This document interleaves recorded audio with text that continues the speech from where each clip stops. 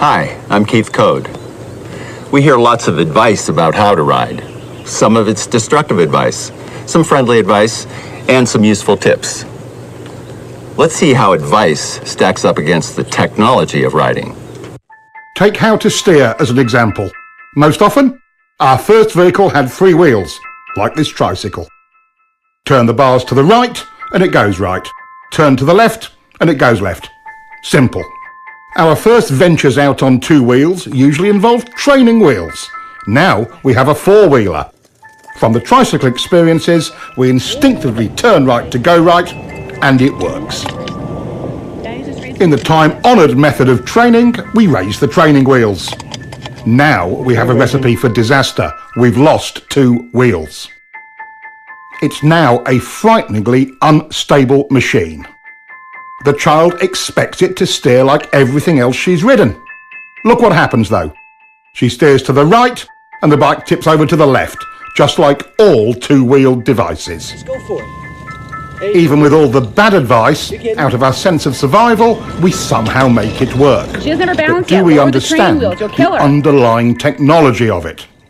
Look ahead of Keith. All 2-wheeled vehicles steer differently to 3- and 4-wheelers. To go right, you apply pressure to the right handlebar. That action initiates the turn. The bike then leans over and the front wheel turns into the turn. It's called counter-steering. That's why training wheels are so confusing at first. It's counter to everything the child has learned. Lean into it. There you go. There you go. Hey, good job. Listen, I've grafted an extra set of bars on this bike. The whole idea was to take the handlebars out of the equation to discover what so-called body steering really does. The extra throttle on the top bars allows the rider to maintain his speed.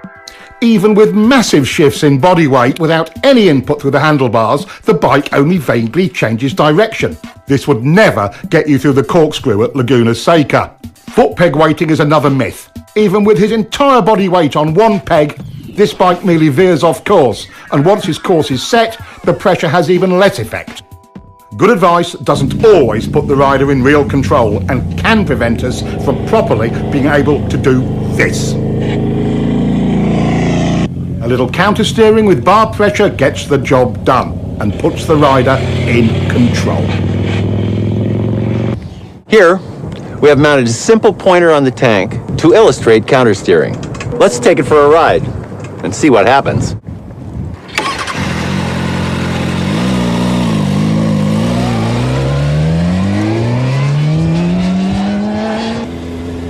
See how the pointer shows the bars moving first to the left and then right, and vice versa? This is counter-steering. It's the only way to accurately steer a motorcycle. It really is simple. Just press on the bar and the bike responds instantly. That's all you do, and it works all the time, every time, even with only one finger.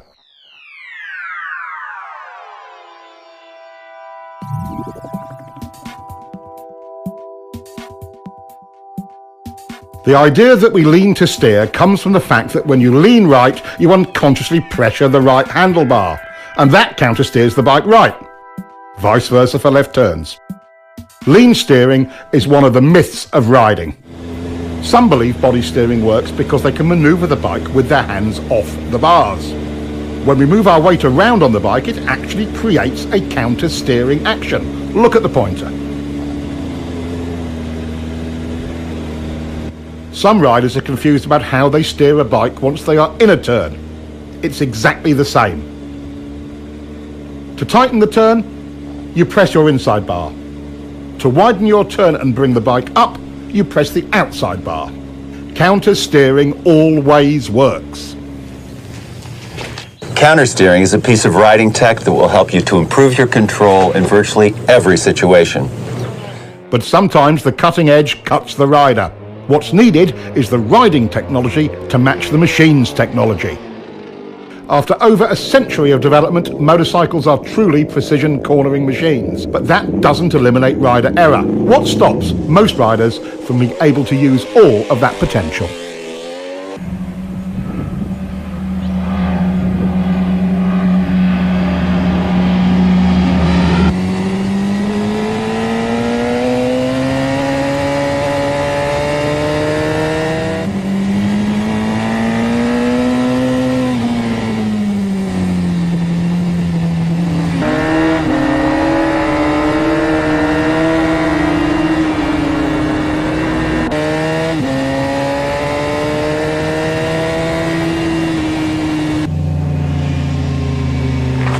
It's an agreed upon fact. Our instinctive survival reactions, our SRs, ruin a rider's hopes of being confident and in control.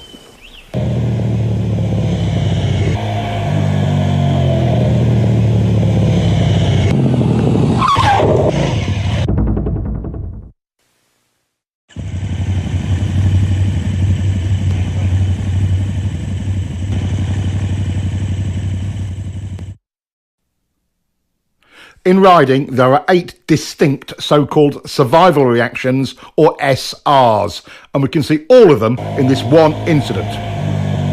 Immediately, we see the rider trying to use body steering into the turn when he should have countersteered, so he starts out a little wide.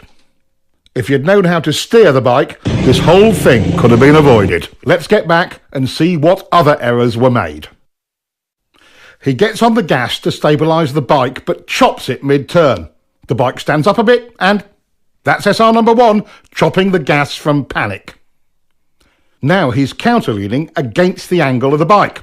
This increases bike lean angle, but doesn't tighten up the turn as he had hoped. This is another SR. Now the bike is unstable and running wide, so he tightens his grip on the bars, our most common SR. None of this helped. He's running wide and panics. He's looking everywhere but where he should be. Around the turn. This is visual panic. He target locks on the very thing he doesn't want to hit. An SR? You bet. In a panic, we go where we look. He's steering directly towards the log where his attention is locked. SR number 6. With his attention tunnelling down, he cannot steer effectively and becomes frozen on the bars. Yes, SR number 7. He can't turn, so he jumps on the brakes. Our 8th SR. His lazy steering started the whole mess, but when he chopped the throttle off, it got worse. First, let's take a look at throttle control and how it works. Considering that most machines in a static or constant speed situation have roughly 50-50 weight distribution, we can begin to calculate the guidelines for correct throttle control through a turn. The fact the rear contact patch is the larger of the two tells the story. Give me more weight, I can handle it. So, once in the corner, our task is to shift 10 to 20% more load to the rear to give it its fair share of load. This we do with the throttle. Technically speaking, we want a slight 0.1 to 0.2 Gs of acceleration to accomplish that. Simply put, in a straight line, it's the force generated by a smooth 5th gear roll-on in the 4,000 to 6,000 RPM range on pretty much anything over 600cc. That's not much acceleration, but it transfers the weight. Whatever the RPM range, we must maintain the weight transfer by continuing our throttle roll-on. Throttle control rule number 1. Once the throttle is cracked open, it is rolled on evenly, smoothly and continuously throughout the remainder of the turn. This is not just a racing technique, it applies to all corners on all motorcycles.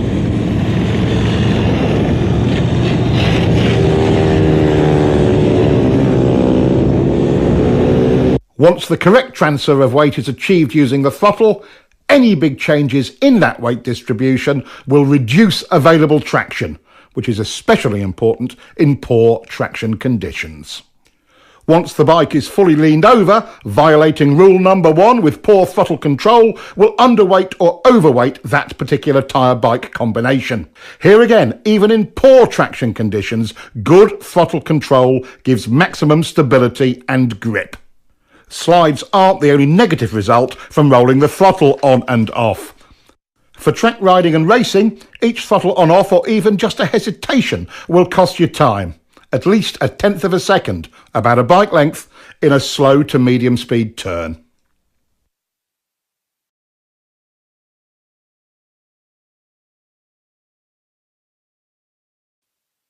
In higher speed turns, the same throttle error will cost you even more. The effects of wind drag are substantial at higher speeds.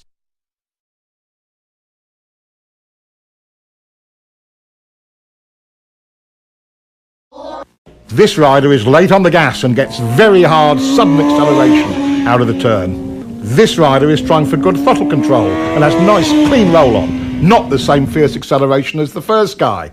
But what is the actual result in exit speed? Let's look at the radar. A huge difference.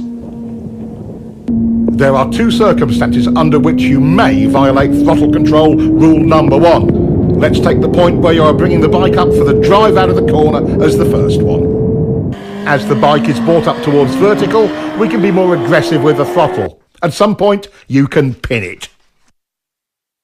Coordinating your throttle roll-on with bringing up the bike is how to maximize your drive off of any corner on any size bike.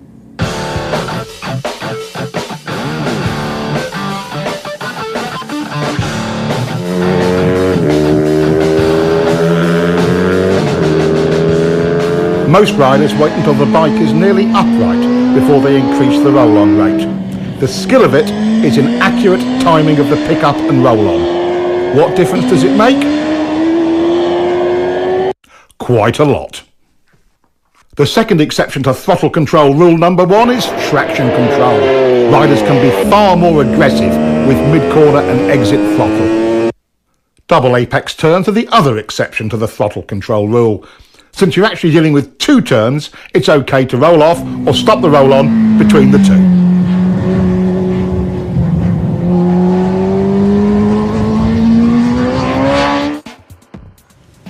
Good handling means predictable traction, and good traction depends on your suspension working well. In mid-corner, on a properly set up bike, the forks and shock work best in roughly their mid-stroke range. With good throttle control, you can see the forks working in their mid-stroke in mid-corner. Is that as good as it gets? Is the bike happy? Are you happy when the bike is happy? Yes, yes, and yes. In what range do we want the rear shock to operate? In the middle, of course. That's its most compliant range. That's its sweet spot, just like the forks. Once you get back on the throttle, weight begins to transfer to the rear. The rear shock becomes our main concern because we must now rely on it more for stability and traction. Contrary to popular opinion, getting on the gas hard makes the back of the bike rise. That applies to both chain and shaft drive bikes. As it rises, the rear suspension becomes stiff. This results in the rear tyre not being able to follow the road's surface as well, and traction is reduced. This becomes abundantly clear when we look at front wheel speed compared to rear wheel speed on a straight. There is quite a bit of tyre slippage, and look at the rear suspension's position. Nearly topped out. Again, it isn't working well. With good throttle control, we get what the bike is designed to deliver: working suspension and optimum traction. Another downside of survival reaction number 1, chopping the throttle, is reduced ground clearance. Not only does the front compress, so does the rear, which further reduces your clearance. Our new riders might have grasped the idea of good throttle control, but they certainly haven't mastered it yet.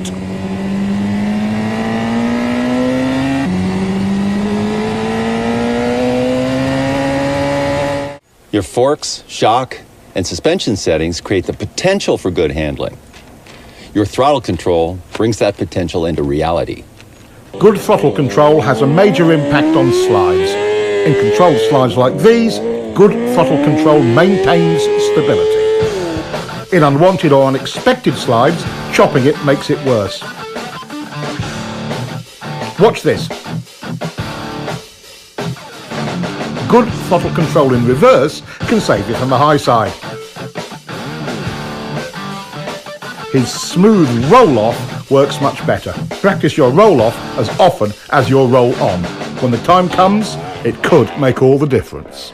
Without getting into anything really nasty, like oil on the road, what are the usual conditions that activate our off-the-gas SRs? How about some of these? Water and sand are 2 big concerns for most riders. While you must not be aggressive with the throttle in situations like this, you certainly don't want to chop it either. What is your best bet if it's really slippery? Well, pick it up as best you can. The less lean angle, the better.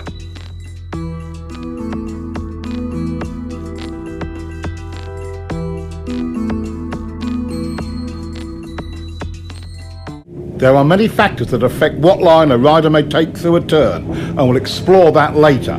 The point we want to make now is this: no matter what line you take, high, low, middle, whatever, good throttle control is the gauge by which you can judge it. Riders are often confused about why the bike initially stands up and runs wide when they get off the gas mid-turn. Once into your lean and the gas is rolled off, weight transfers to the front of the bike, compressing the forks. That weight goes to the front tyre and spreads out the contact patch. This creates additional drag on the patch to the inside of the centre line of the bike. That drag countersteers the bike upwards and it runs wide. The whole thing can seem confusing, especially as the rider expects to tighten the turn when he rolls off the gas, and he finds the opposite of that happening. A moment later, since the gas is off, the bike slows, leans further over, and finally tightens up the turn. Applying brakes mid-corner creates the same effect. When the weight transfers forward, the result is the same. The bike stands up. A static throttle slows the bike as well. Again, the bike tends to run wide. This effect is even more pronounced at higher speeds and steeper lean angles. Getting on the gas too hard too soon will also send the bike offline, wide. Getting on the throttle too slowly makes the bike feel unresponsive.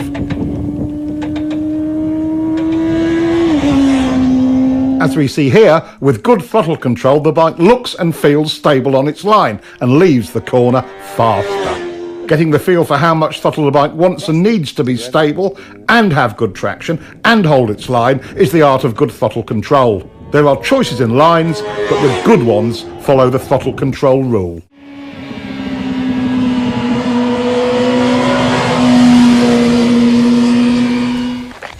Let's look at all 6 of the off-the-gas results and see why it's so important to follow the throttle control rule and get back to the gas as soon as possible once the bike is turned. Weight transfers forward, changing our available traction. We've lost our suspension's mid-stroke sweet spot. The bike will tend to overreact to rough pavement and can become a bit twitchy. By creating some instability, the bike initially tends to run wide. As we saw before, we lose ground clearance on both ends of the bike. And lastly, the bike slows down. These are the 6 results you get from waiting too long to get back on the throttle. Getting back on the gas as early as possible solves all of these. The bike becomes planted and predictable, but can you get on the gas too early? This rider got greedy with the throttle way too early, but the solution was correct. Roll off, reduce speed, repoint the bike, and then roll back on. To add lean and throttle at this point of the turn is a common cause of crashes. But this is the way it really should be done.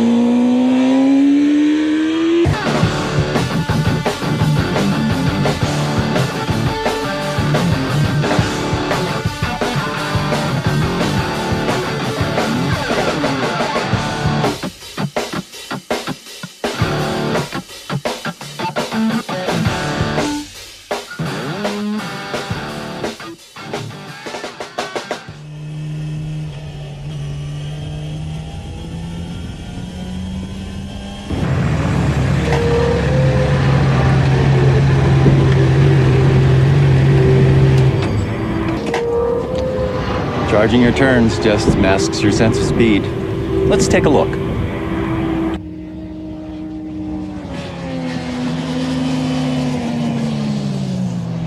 Charging any turn tends to narrow our field of view. When we lose our reference points, it affects our sense of speed. This is one of our SRs. Our new rider is still charging corners and chopping the gas. That will cost him turn entry speed and a clean early roll-on.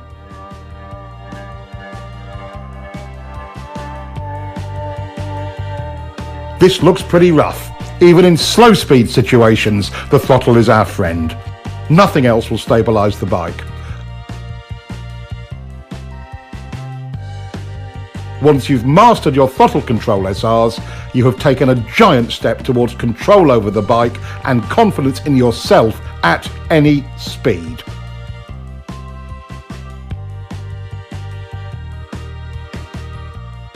Understanding your bike's needs and wants is important.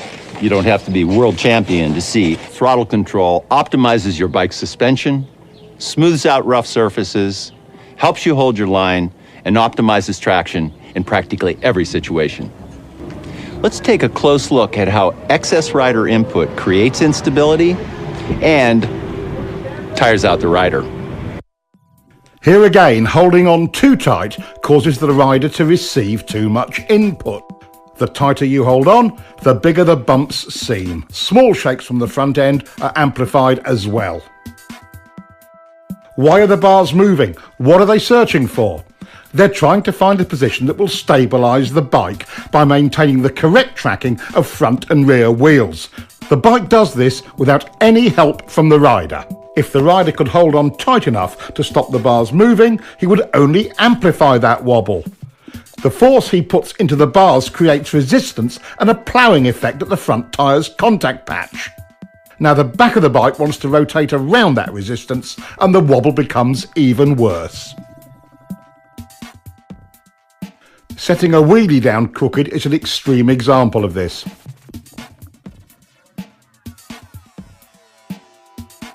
Let's look again.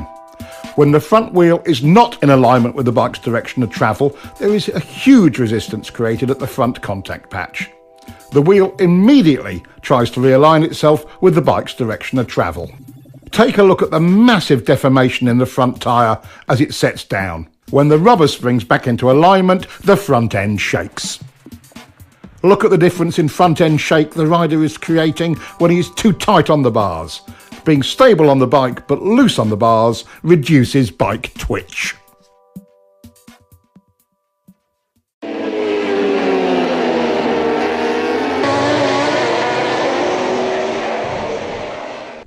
Holding on too tight transfers engine and road vibration to your hands and arms, tiring them out and making them numb. This in turn causes you to hold on even tighter.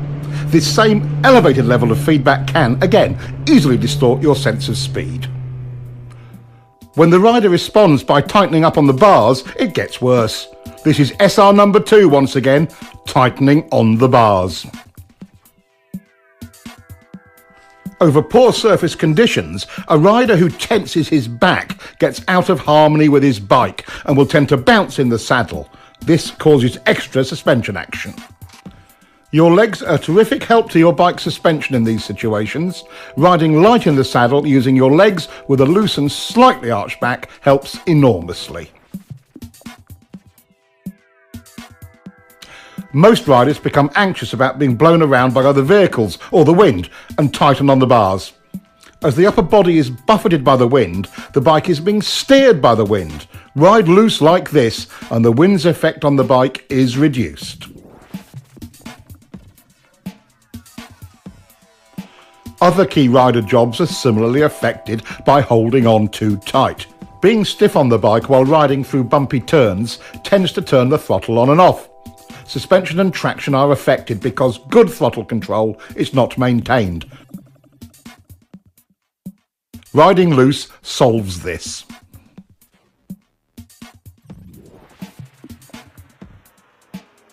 Riding rigidly can shake your helmet and blur your vision. The more you try to brace yourself and hold your head still, the more it shakes. This can even make your neck sore. Limber and loose is smooth. Do you ever find yourself making steering corrections while in the corner? This is another part of survival reaction number 2, gripping the bars too tightly. As the bike runs wide, or feels like it's running wide, survival reaction number 2 kicks in and steering corrections occur.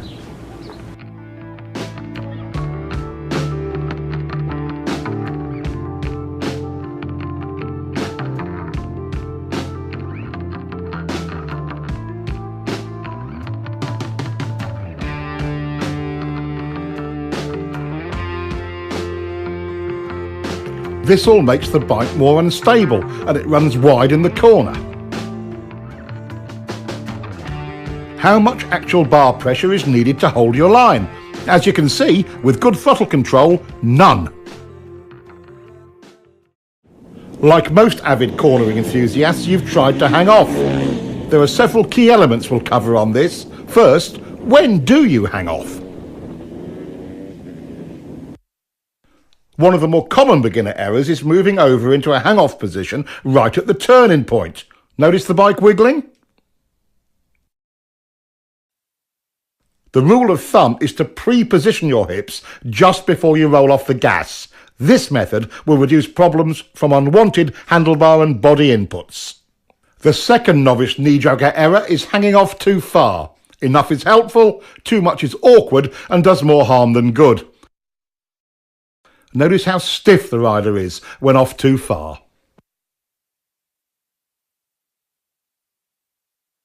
One cheek off the seat is enough. These two simple rules will get you started. Hang off early and not too far. The opposite of hanging off is crossed up. This reduces control, exaggerates lean angle and makes the rider twisted and tight on the bike. With a hung-off body position, control improves. Lean angle is decreased and the rider is in alignment with his bike and relaxed. Compare the two. With the speed and line almost identical, look at the difference in exit lean angle.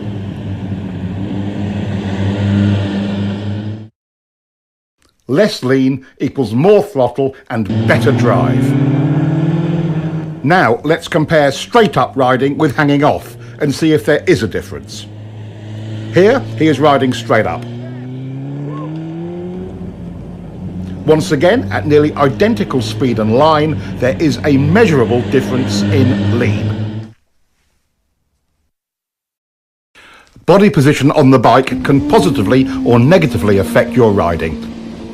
He could have gotten over sooner for this corner. Getting over before turning, he's smooth as silk entering the turn.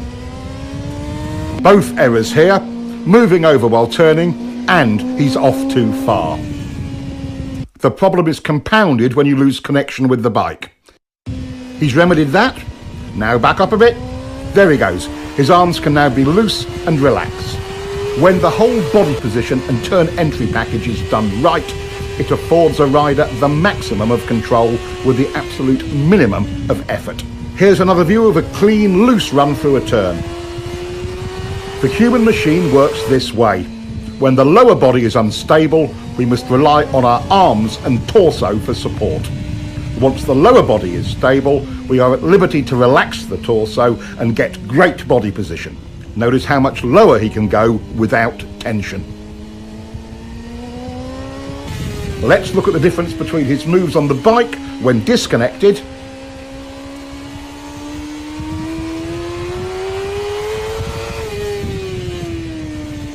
and compare that to locked onto the bike firmly. Much more relaxed and in control.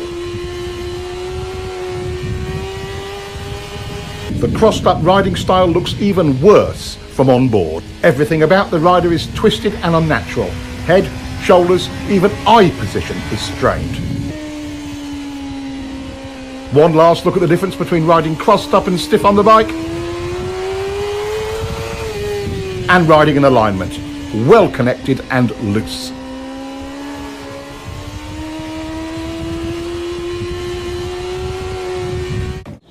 It's easy to see how we can create instability with the bike. What design features do sport and sport touring bikes have to help prevent that? Why do sport bikes even look the way they do? High-backed seats anchor the rider more firmly, reducing the need to hang on by grabbing the bars too tightly. Large tanks help provide a better perch on the bike. Some riders use it for elbow or forearm rest during cornering. They can also provide a resting place for the upper torso. Knee cutouts on the tank's side provide a more stable way to hold on, allowing the rider to use the bars less. Rear set foot pegs are really important. They give the rider a more stable perch for moving around on and steering the bike. If this bike had cruiser pegs like this, it would be unrideable. In fast turns, trying to anchor yourself firmly on the bike requires something to hold on to. Unfortunately, the inside bar is the handiest thing, resulting in the rider pulling on it. This makes the bike go to the outside of the turn because you are counter steering. Gripping the bike with one or both legs eliminates this problem. Resting an elbow on the tank can help. The hanging off style can have another unfavourable side effect. By pulling yourself from one side of the bike to the other using the bars, you will make the bike wiggle. Anchoring yourself firmly on the bike and using your legs to move reduces unwanted handlebar input and avoids the problem. Is a motorcycle truly out of control when it's sliding? How do you save it when the front or rear tyre gives up traction? Why don't the fast guys always crash when their bikes slide? While wiggles and shakes are distracting, there is a far more dramatic and deadly result from survival reaction number 2. That's being too tight on the bike. This is the stable position for a front wheel during a slide. What would happen if the rider resisted this movement? When you counter the front end's natural attempt to stabilise the bike, you create resistance at the front contact patch, making the slide worse, and turning into high sides like this. While he may not be really fast yet, our new rider is making real progress.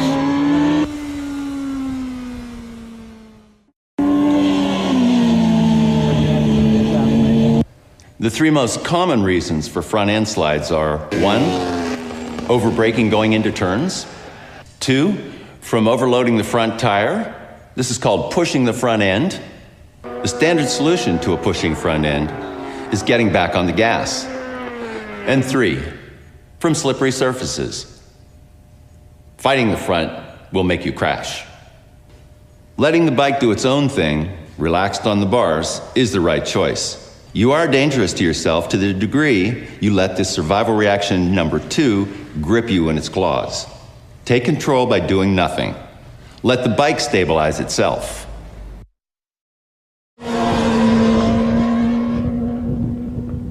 We can contribute to or detract from the bike's inherent stability by understanding its demands and eliminating any unwanted or unneeded inputs. Take braking. With the weight forward, stiff arms and up on the tank, the bike stoppies. With less bar pressure and the rider stabilised by the tank, the bike is more stable. Back in the seat with loose arms gives controlled braking. Even with severe lock-up, control is much improved. An all too common error is twisting to the inside of the bike. He's trying to gain stability but creates tension. Even if you don't hang off the bike, stabilising your body is still important. Gripping the tank with one or both of your knees as you go into and through the turn is simple and efficient. The more firmly you anchor yourself, the easier it is to relax your torso and arms. For mid-corner, suspension is set up for a given amount of weight fore and aft. The bike cannot compensate for you moving around on it. As we've covered already, get into your fore and aft position on the seat early and stay there. Just to recap, your bike's suspension can be adjusted for a variety of road and track conditions, but you cannot adjust it for excess rider input. By being loose, the rider allows the bike's suspension to perform at its best. The main points of rider input are: hanging off too late creates instability. Get over early. Hanging off too far creates instability as well. Being disconnected on the bike looks like this. Locked on is better. Twisted on the bike. Going with the bike. The seat provides stability and so does the tank.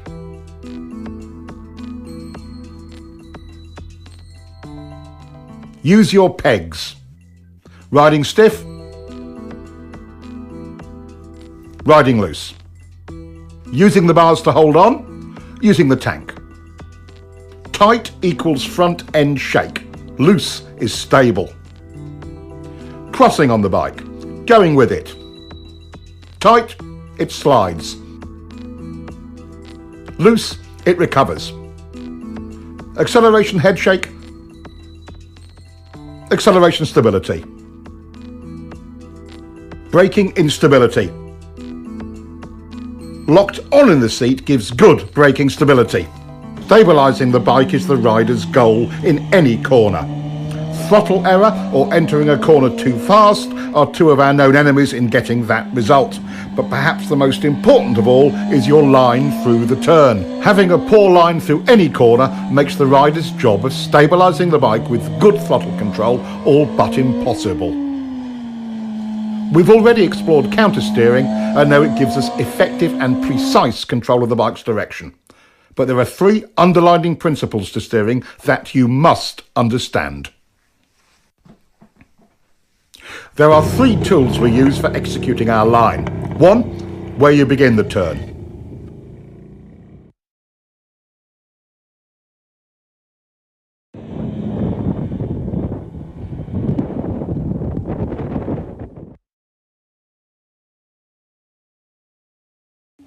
Two, how quickly you flick the bike over.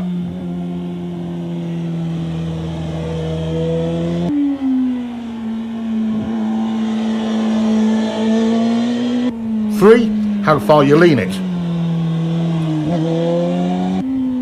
Let's investigate the first one, where you start the turn and see how it can affect your cornering. But what is the solution? What can you do to bypass these problems? The answer is too simple. Find and use a good turn-in point. Finding a turn-in marker and using it will give you consistency. It helps you avoid problems like inconsistent lines and throttle errors. How can you find a good line? Once you establish a reference point, the trial and error method will tell you what works and what doesn't. That tar snake on the pavement is a good reference point. He tries a later turn-in, but that chops up his brake release. A little earlier runs him too wide and the throttle goes off and on. Right after it, he carves a clean line and, most importantly, the throttle control is great. He's taking an early turn-in, resulting in an inside line. It's plenty fast coming in, but slower mid-turn and exit. Turning in later, trying to straighten out the turn, allowed him to get back on the gas earlier. Your entry point has a huge effect on overall corner speed. While the low inside entry had a high approach speed, it was slower mid-corner and exit.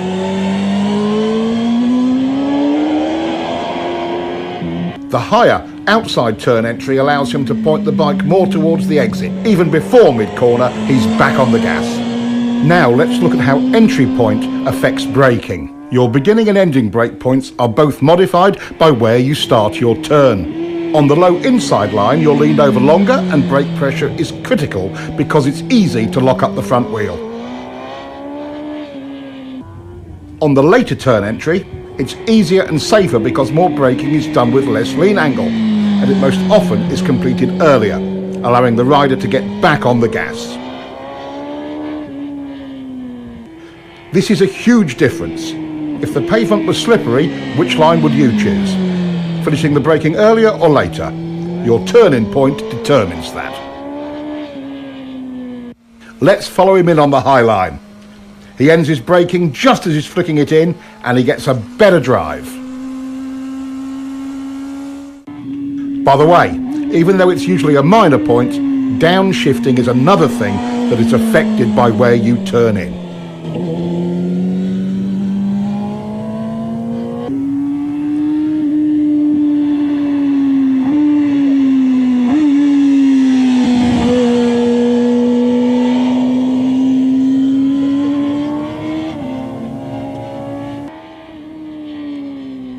Of the key tools of turning, one is how quickly you can get the bike over.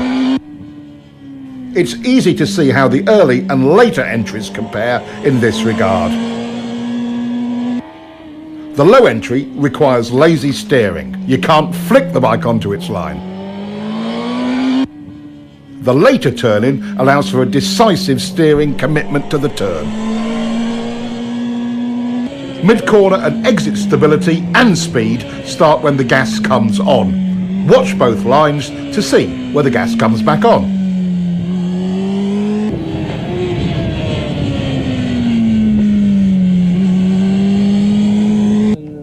Our later entry rider was able to get back on the gas 37 feet earlier. That's 5 bike lengths. Earlier on the gas means stability through more of the corner. Your turning position has an enormous effect on that.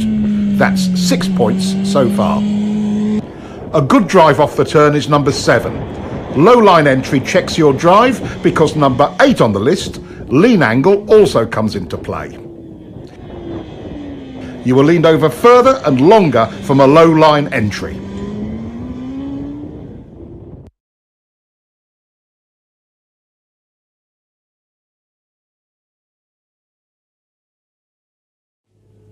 Seeing a line that is taking you too wide does not inspire confidence. Seeing one that points you further up the road does. Number 10 is how much road you have at the widest point of your exit. On the street, the same principle applies. Staying in your lane through the middle and exit of the turn is all easier with a later entry point.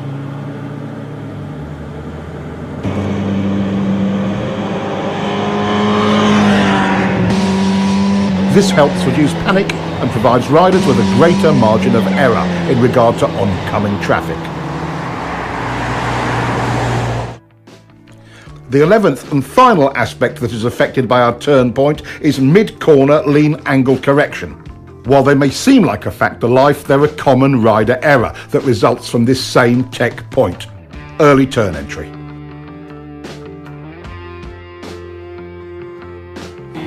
Throttle control rule number 1. The clean, continuous roll-on is always easier once you have established a workable turn point. The single biggest cause of SR number 1, going off the gas when you should be rolling on, is a bad line. We now know all 11 aspects of your riding that are affected by your turning point. Let's quickly review them. 1. Where the brakes go on. 2. Where the brakes go off. 3. Where the throttle comes back on. 4. Where the bike is pointed once fully leaned over. 5. Where will you finish the turn? How wide will you run at the exit? 6. Where will you downshift? 7. How much lean angle will you use? 8. How many, if any, steering corrections will you make? 9. How quickly or slowly will you have to steer the bike? 10. How much speed you can approach the turn with. 11. How quickly or slowly the throttle may be applied. Good.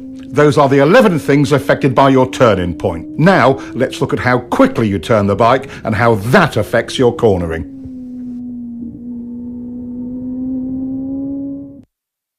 How quickly do you need to turn? Not very quick in this situation. It would be silly to quick flick the bike when you don't need to.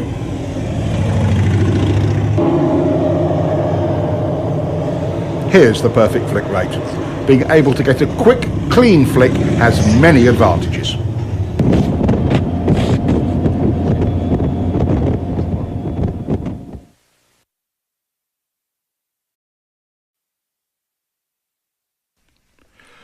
How does the rate you flick the bike affect your line in any series of corners, like these S's?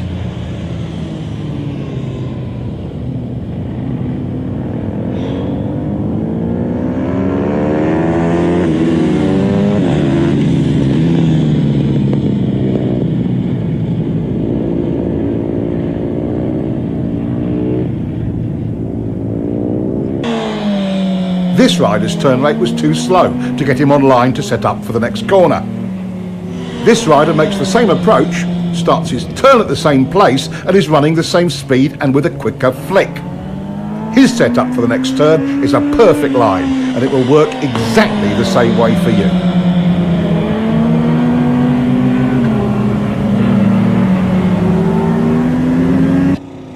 Since we don't like to run wide in turns, and for a very good reason in situations like this one, we must continue to lean the bike further and further to make the corner.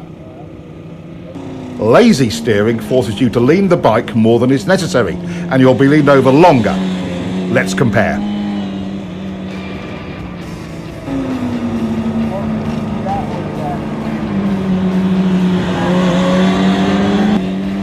The quicker flick brings the bike onto the desired line. No extra lean needed. Look how much space he has on the outside of the turn. That would come in handy on the street, in an emergency, or on the track for speed.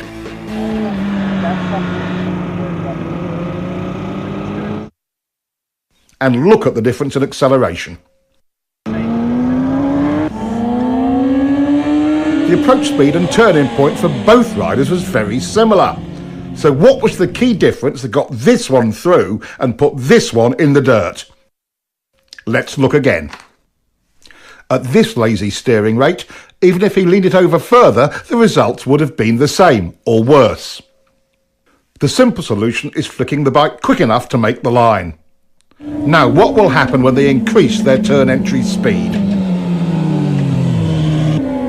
His result would just get worse. With a higher entry speed than before, this rider still makes his line. It's quite simple. In turns like this, as the speed increases, so must your flick rate.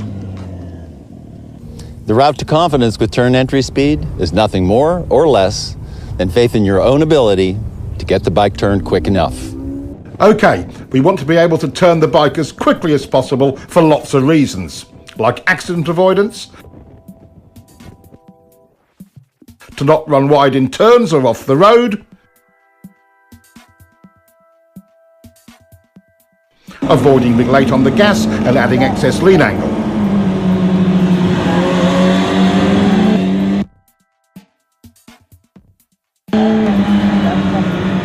Not to mention, you'll get a better drive.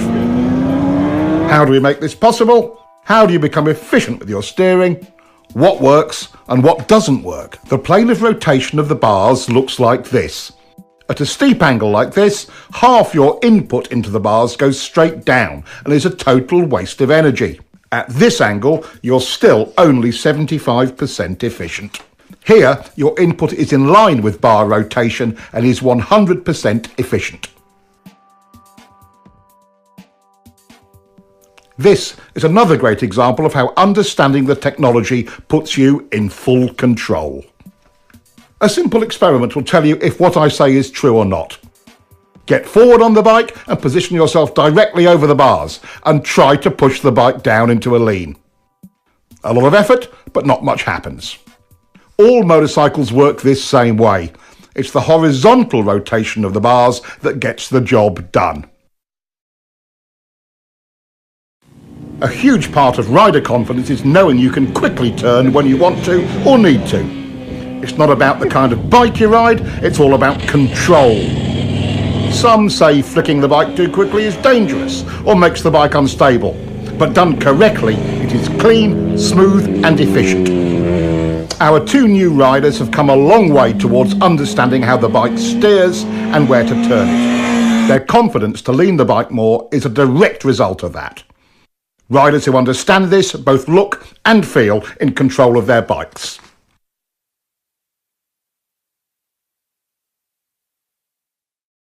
In double apex turns like this one, things can sometimes feel a little busy. Trying to maintain a continuous throttle roll-on only runs you wide because it's really two turns. But the rider has more choices. Just roll the gas on a little bit and hold it there. Not horrible, but not really stable either. Get on the gas and then off to turn it for the second part of the turn, then back to the gas. But that only chops it up, doesn't it? He could go in hard and brake a bit, then on the gas again. That could work, but you'd better be super smooth. Okay, how do we do it? Timing is critical. Getting back into the throttle early stabilises the bike. Then, mid-corner, instead of rolling it off, he just stops rolling on. Here is where your body position comes into play in a big way. When you stop your roll-on, some weight transfers forward. If you are low and to the inside of the bike, it hooks around, tightening the bike's turning radius. That helps to get it pointed toward the exit without upsetting the bike. Look at how much earlier this rider is getting into his down and to the inside body position.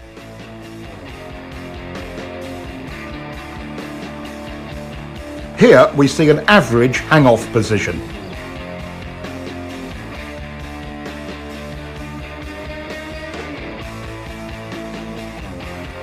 Here's a more aggressive body position. Notice he's able to hold a tighter line.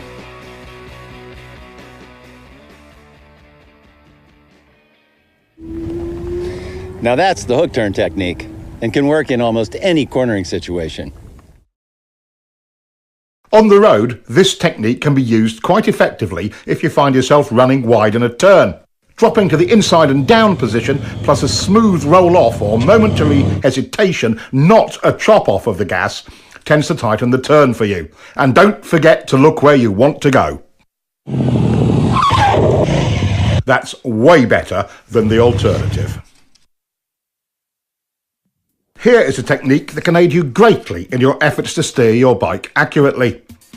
We quite naturally push off or pivot from our trailing foot to produce maximum power and control. With that in mind, using the left leg to generate the power to press on the right bar and vice versa is a logical step. It provides the rider with maximum stability on the bike. Stability equals control and strength. As we lock our lower leg into the bike from the foot peg to the tank, we begin to create lower body stability. The next step is a slight tightening of the thigh muscles. This locks the pelvis in position, which then provides a stable base for the whole torso. With the torso stable, the rider's ability to apply pressure to the bars is vastly improved. We call this pivot steering. You might call it power steering, because once you master it, it feels so easy to steer the bike. Work on your quick turn. It pays huge dividends in control and confidence in any situation on any bike.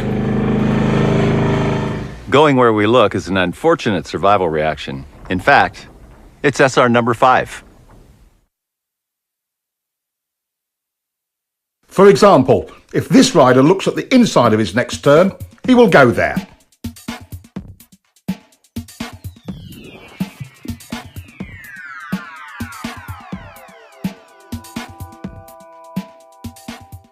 Once our attention becomes fixed on something, we steer towards it. In common parlance, it's called target fixation, and that's what causes riders to take too early an entry into corners, or run wide, like this.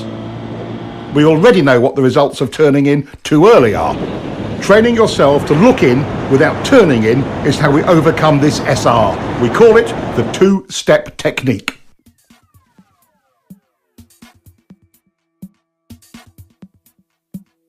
It's also the key to finding a line that doesn't take you in too early, even on unfamiliar roads. Your first step is to estimate a turning point on the road ahead. You don't know the road, so you're just establishing a temporary reference point. Step 2 is find your mid-corner position. Where you clip the inside of the turn is your apex. The trick here is looking in to find it without turning the bike in at the same time. Now he looks in, but notice how he is staying wide in the corner. Now, would you be able to see a line from this position? No. Keep looking, but don't turn yet. How about from here? Not yet, but it's getting better. Okay, now you can see your apex clearly.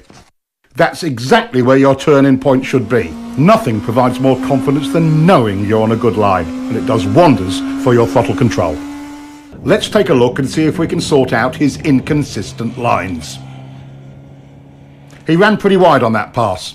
Let's see how he is timing his look in and turn in. Big mistake. He's looking and turning. Now he's not running as wide, but it's another different line. The two-step visual technique solves more than just where to turn into a corner. It can also help with your consistency. In the end, your lines will only be as accurate and consistent as your visual skills. Knowing exactly where you want the bike to go before entering, using the two-step technique handles that. Applying the two-step technique allows the rider to gain space and time at the entry of the turn, to apex and pick up his next turn point accurately. Once you truly learn to lead with your head and eyes, you'll be able to enter all corners smoother, more accurately, and, for track riding, usually faster. It's as good as it gets. Using the two-step turn entry technique also helps combat the look-in, go-in early SRs. By training yourself in this technique, you'll always be 2 visual steps ahead in every turn entrance. Hard braking can be both confusing and terrifying. No other control action on the bike can produce such dramatic results with so little effort. Most riders' survival reactions run wild under heavy braking. Brake technology has come a long way.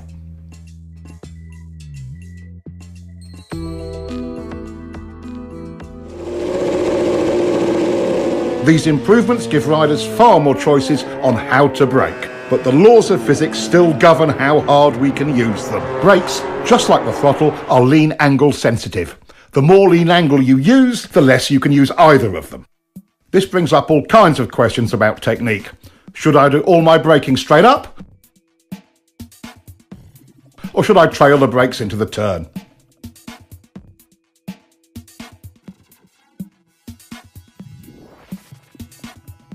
Should I brake easy at first and hard at the end, or the other way round?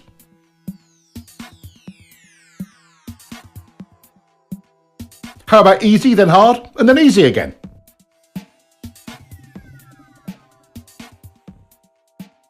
While braking, it's easy to lose sight of the real goal. Getting your turn entry speed perfect is that goal.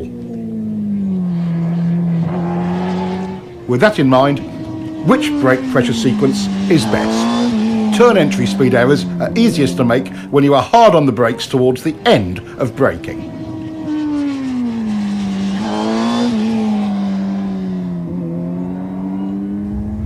In the fine art of braking, gradually trailing the brake off is the way to accurately find your entry speed.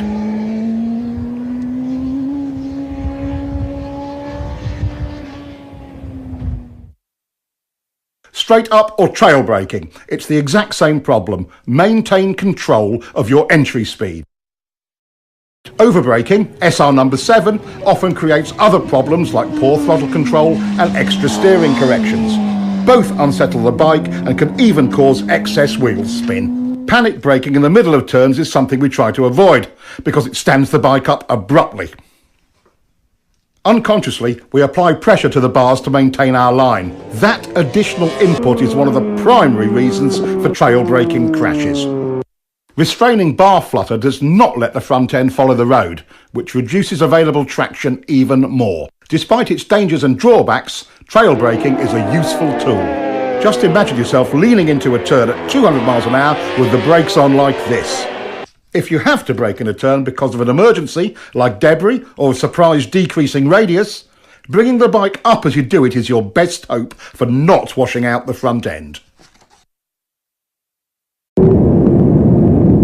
Simultaneous braking and downshifting smooths things out and reduces distractions. This helps you get your turn entry speed right. Watch the timing of the clutch and throttle action in slow motion.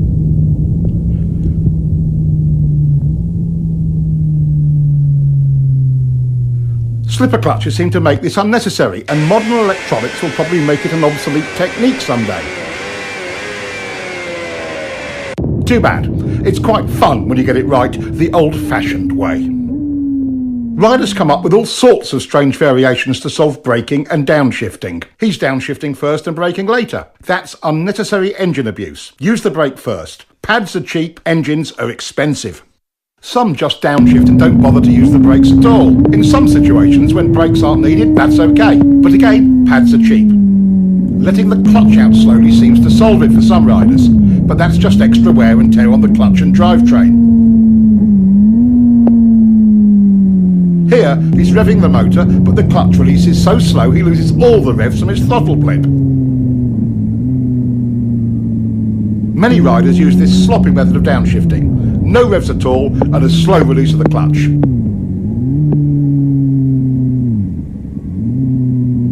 Getting too big a throttle blip over-revs the motor and causes the bike to surge forward with each gear change.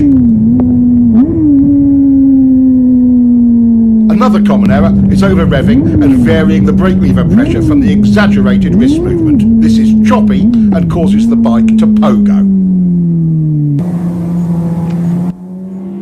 Too early downshifting uses the engine as a brake and over-revs it. Not revving the bike between shifts and inconsistent brake pressure pogos the bike up and down. Here, he's shifting and easing out the clutch slowly. That takes time and attention.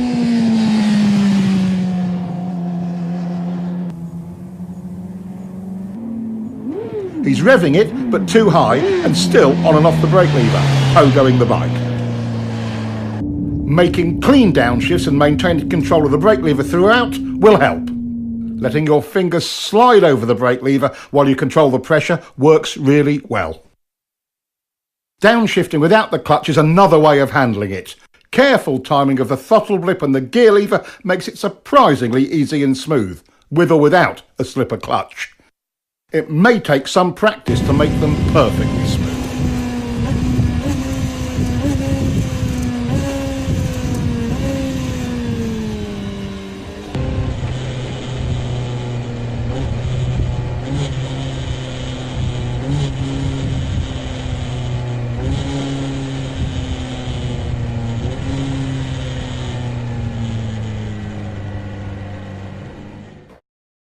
Traction is the obvious limiting factor on our speed and direction changes. We've explored how throttle control, rider input and surface problems can affect traction, but let's take a closer look.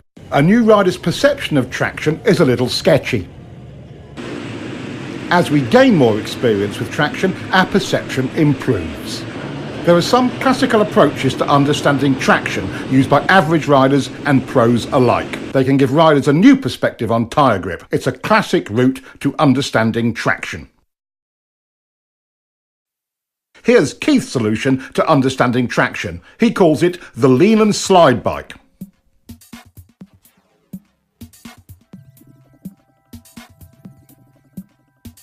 About this time, most riders would chop the gas in panic. It takes a lot more to lose traction than most riders think, but there are situations you should be aware of. Of course, if the tire was new and not yet scrubbed in, or too old, too cold, tire pressure was wrong, over or under inflated, if you were riding on a slippery surface or a polished surface, leaning the bike over too far, other mechanical problems, it would slide. The slide bike helps train riders to avoid slide errors. Watch what happens when he chops the gas.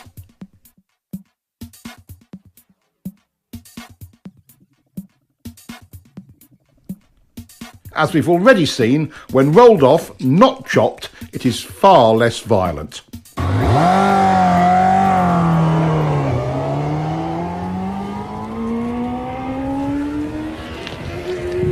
Overriding the grip of new or cold tires is a classic novice riding error. Even at relatively modest lean angles and speed, a cool tire on a cool day can surprise you when you first go out. It doesn't take much to slide.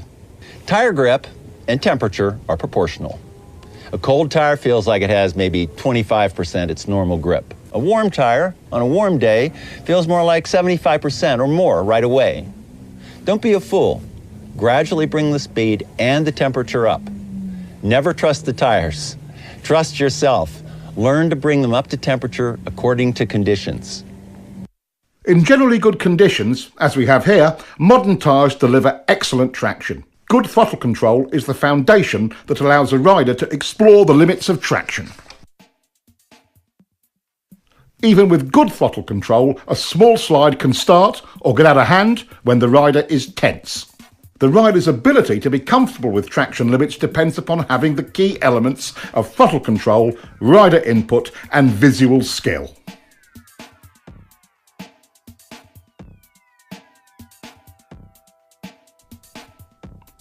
Two other aspects of traction are important to understand. The more lean angle you use, the less side grip you have. The solution? Even when the rear tyre is totally lit up, bringing the bike up into the slide helps the rider maintain control. The lean and slide bike is one of the training methods used at Keith's school to help riders gain that confidence and experience with traction.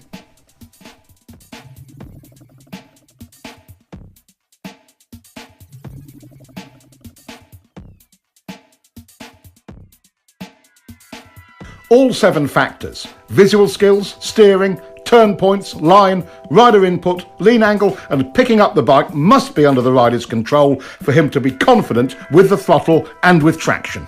New technology is great, but even with traction control and modern electronics, the rider has to work his way up to using it. being in control of these 7 factors is the quickest and easiest route to confidence.